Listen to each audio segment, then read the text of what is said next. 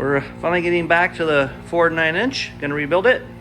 You might notice that half the time I'm in here, that fridge is super loud and makes horrible background noise. I'm about ready to get rid of it. It was free, it works fine, it's just super loud, which normally doesn't bother me, except lately when I'm filming.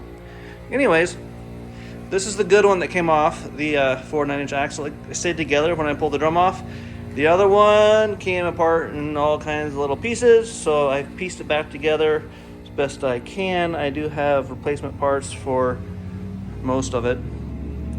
So I'm gonna reassemble it here and then transfer it onto the backing plate that I've cleaned up. But my problem is this backing plate has some really bad grooves in it. I'm gonna have to weld and grind down these before I can even get to the fun part of doing that. Also, I need to reuse some of these little parts and they're nasty. So I get to spend some time cleaning that up and wire brushing those as well.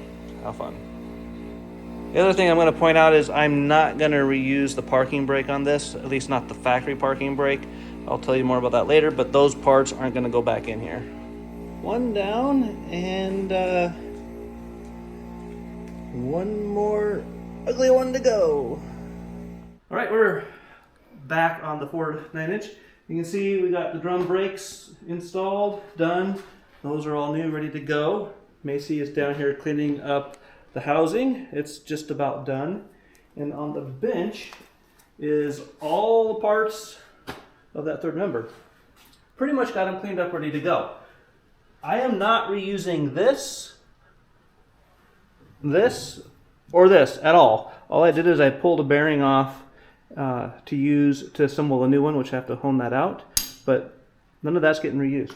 Over here, we have our new axle shaft ready to go, along with the old one that we were able to save.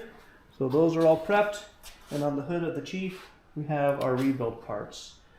So we got a lube locker, those things are awesome.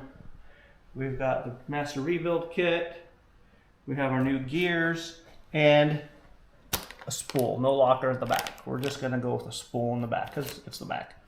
Now, as far as pricings go, I'll just go ahead and read off the prices I paid for these, and we'll just total it up on the screen when I edit the video.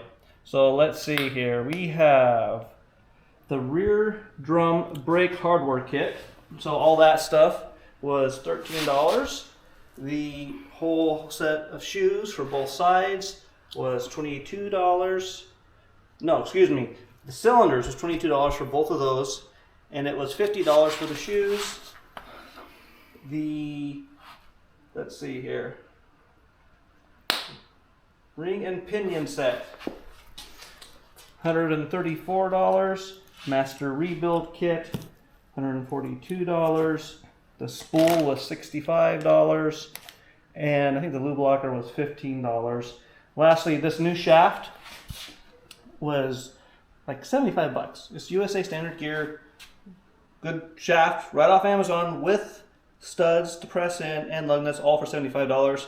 Bearings were about $75 each at the local auto parts store. So I'll total all that up and put it on the screen, and you'll see how much we spent to build our Ford 9-inch rear end. We learned a few things about this. It's as I mentioned earlier, it's a different axle than what I originally thought. Turns out it's a good thing. There's it's a nodular cast iron or nodular third member, and the D00W, and another little in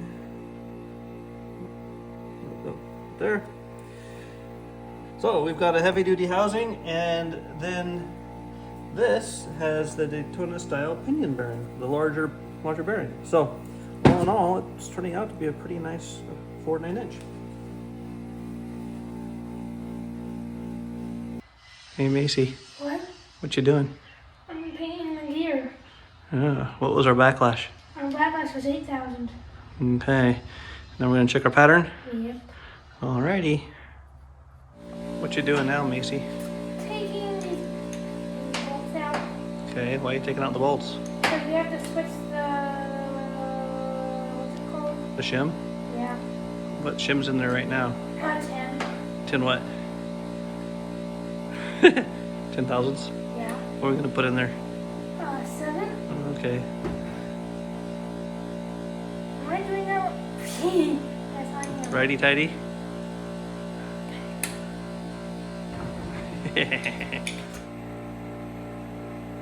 What does it look like? 10. Okay, there. Which one do we want next? 7, which I don't remember which one it is. 7. Well, try to measure it.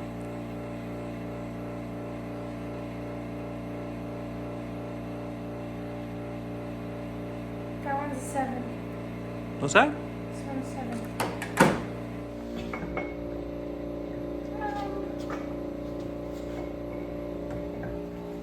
How do you put that in there?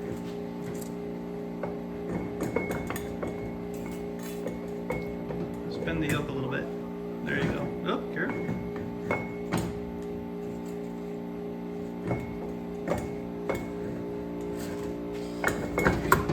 There you go. Make sure that shim didn't get in the ring groove.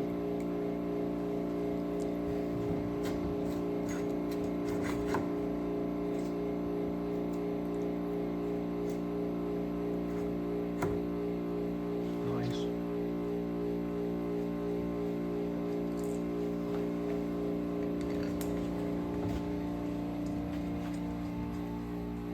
Good job. Hi. Yeah, good boy. I know. You naked dog. Okay, come on. All right, so I think it's done. We spent yesterday and today building out our Ford 9-inch rear axle, and it actually turned out to be a great rear axle. It has the 11-inch by 2-inch drums. It has the set 20 bearings, the 31 spline axle shafts, a nodular third member with a large Daytona pinion bearing. Turned out to be awesome. It's a great axle, and we got it for free. So I've had this axle for, 3-4 years now. I was actually going to put it on one of our ZJs and ended up building out the Dana 44 that was already in the ZJ instead. So we just had it, waiting for a project, and this is our project to get this axle. And it was a lot easier to rebuild than the Dana 44s, wasn't it? Yep. So, That's what I was supposed to say. okay, so what do you think? I think that I would rather work on one of those than working on a Dana 44. Or the Dana 30 in the front of this? Or yeah, that because they take a week or something or more than just a couple of days. Yeah. It's So annoying. So it's like, we did the last Dana 44, and we took a whole week to do it. We took our time. We did it, right? mm-hmm, We still drive it. It works. mm-hmm. We did this one in how long? Couple hours. Yeah, 2-3 hours. So the Ford was a whole lot easier. It was. Just don't know why, but it was. Well, because we have those adjustments we can use instead of the shims. Ah, that makes a lot more sense. Yeah. And then of course I bolted out. I helped Dan put that back on there. The third member? The third member. Yep, and you did the shims? Yeah, kinda. Yeah, half of them. Yeah, Yeah, half of them. yeah. I said the pinion preload. And then Dan did the other half. And so the reason we went with this is really the same reason I did not go with this for the ZJ Jeep build. You see a lot of stuff on the internet about the Super 35, and so I looked at doing a Super 35 with this. And here's the thing I've learned over the years, is if you take an old Jeep axle or an old Ford axle, a junkyard axle, it's going to need new brakes, new axle bearings, a master rebuild kit. If you're going to re-gear it, then it just needs new ring and pinion gears. That's all a given. That's a fixed cost. So no matter what axle you pick, it's going to be that fixed cost. And that fixed cost runs right around $600 to $900 depending on your axle. Doesn't matter. So if you're going to rebuild a Dana 35 and an old XJ and do a Super 35, just the rebuild is $700-800. Then you have to make it the Super 35. Mm-hmm. To make a Super 35, it is $390 in axle shafts to get the larger shafts with the 30 splines and the chromoly instead of the carbon fibers, or the carbon steel shafts. So chromoly, 30 spline shafts, $390 plus tax, shipping, $400. Then you need a carrier that can take those larger shafts. That's at least $1,000, if not more, for some kind of locker carrier to take those. And then you need a way to actuate that locker, either compressed air on board or electronic switch of some kind. There's some other complications and costs that go with that. And then to make the tubes on the Dana 35 strong enough to hold 35s or bigger, you're looking at another $140 for a truss minimum. That's a cheap one. So you have the same baseline cost to rebuild and re-gear the axle, plus an additional $1,500, $2,000 to make it not even as strong as a 4.9 inch. So we had the 4.9 inch, and for just a rebuild cost, we have a great axle. The only upgrade we did to this was a spool that cost $65. That's it.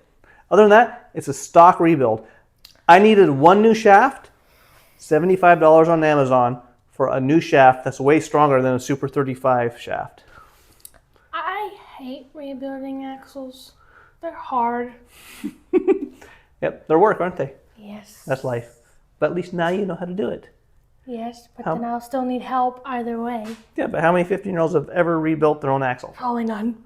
Okay, not very many. So you learned something. Yeah. All right. So now we got to put this thing underneath this Jeep. That's a whole new project. Gotta take the rear axle out. Gotta take the other rear axle out and put that one in there so it's stronger. Add a lift. And that even And though shocks. even though isn't that going to give that an extra inch of a lift, and then so we can put just two. Very good point. Yeah, she actually got a good point. This is going to give us probably 3/4 to 1 inch of a lift just by doing the axle swap. We have, I don't have the price from offhand, but we have with us U-bolt eliminators. So one of the other reasons, good point, Macy. One of the other reasons it was better to use this 4.9 inch is because this is leaf sprung, which is why I did not use this on my ZJ Grand Cherokee build. The ZJ Grand Cherokee is a 4-link coil spring suspension, and to make this bolt up to that was a whole nother additional cost, whereas the factory Dana 44 was already bolted up to it. I didn't have to change any suspension stuff to use the factory Dana 44. All I had to do was just make it stronger.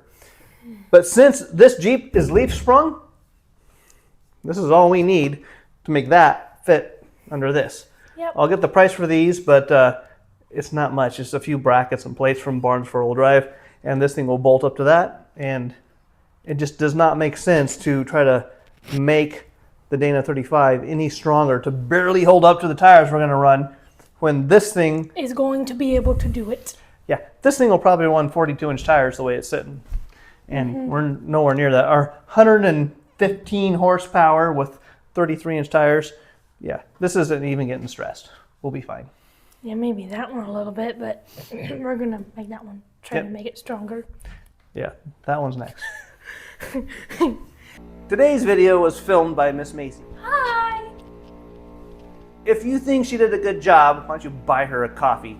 Link is in the description below. I'm going broke buying coffee for this kid. Help me out.